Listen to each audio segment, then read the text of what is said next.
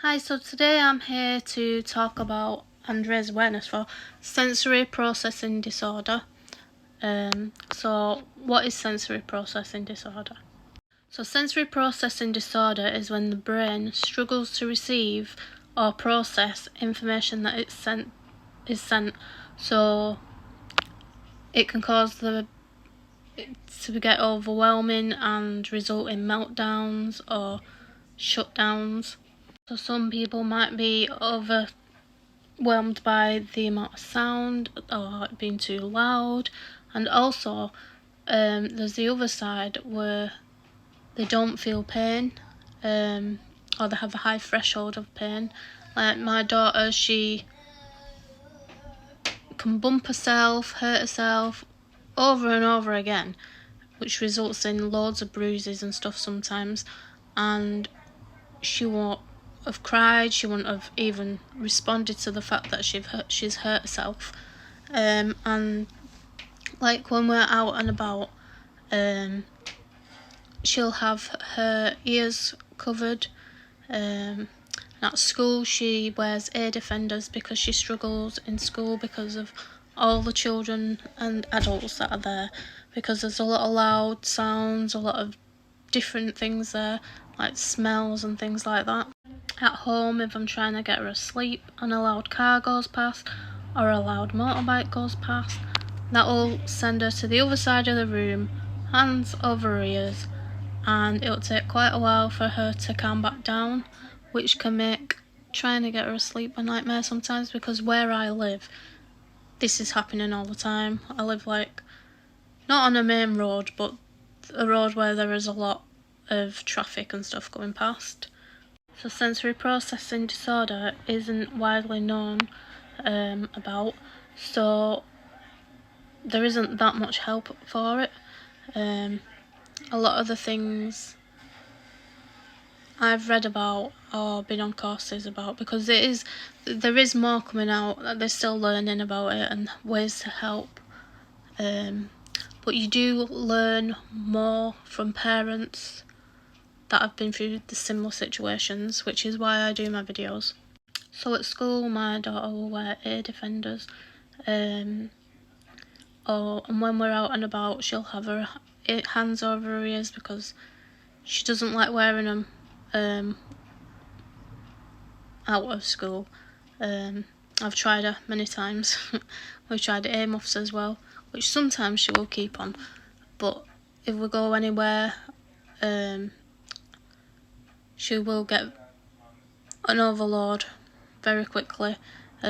Sometimes it's not even just the sound, like we can go somewhere and it can be fairly quiet, but if she sees that there's a lot going on or there's a lot of people, she will put her hands over her ears, and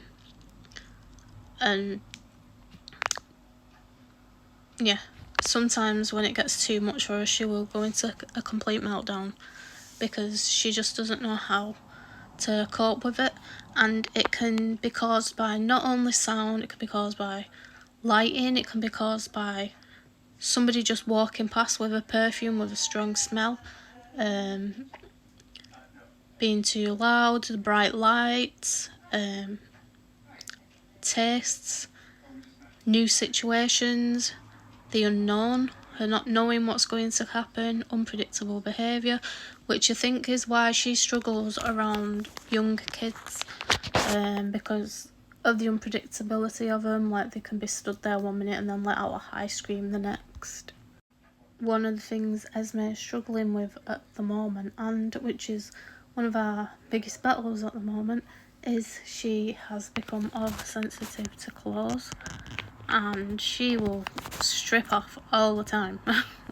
Like, we have to fight her in the mornings to try and get her ready for school or whatever, if we need to go out, and then it's a struggle to keep them clothes on her. And we've tried all different types of clothes, but it can literally be a label, it can be the type of material, it can be, is it loose fitting, tight fitting, or they feel too warm and they just want to run around naked, which is her thing at the moment. But obviously I can't send her to school naked, so yeah, that is a problem at the moment that we're going through.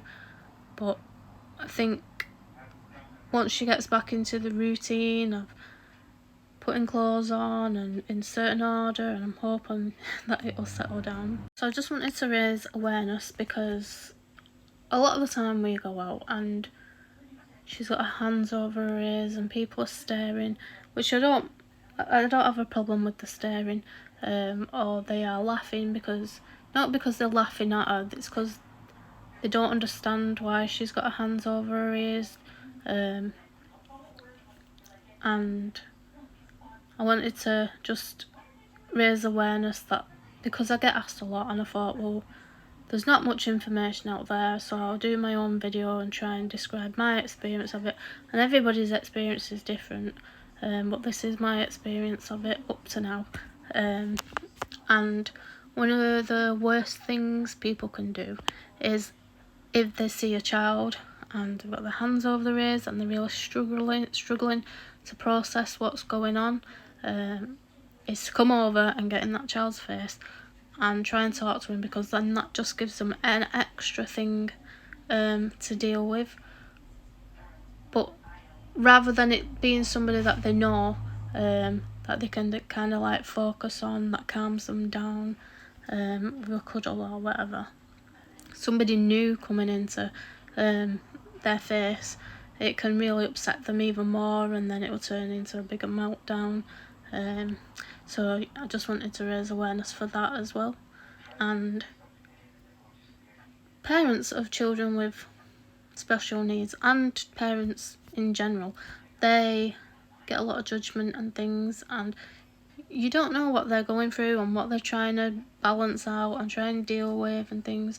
So I think a lot of people need to be less judgmental, and just be kinder to each other, because guaranteed that parent, like I know I do, I sit and judge myself a lot. Am I doing the right thing, or can I do this, or you have a lot of self-doubt. The last thing somebody needs is doubt from other people and comments and things like that.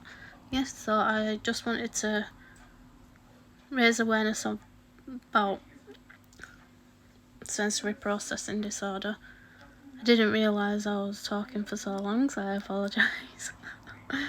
Yeah, so any questions, if I can help anybody about anything. My daughter has autism as well, and she is non-verbal, and I truly believe that people learn more from people going through things. So if I can help anybody, or you have any questions that I can try and help with, feel free to ask. Thank you for listening, and I hope that helped raise awareness a bit more. Thank you. Bye.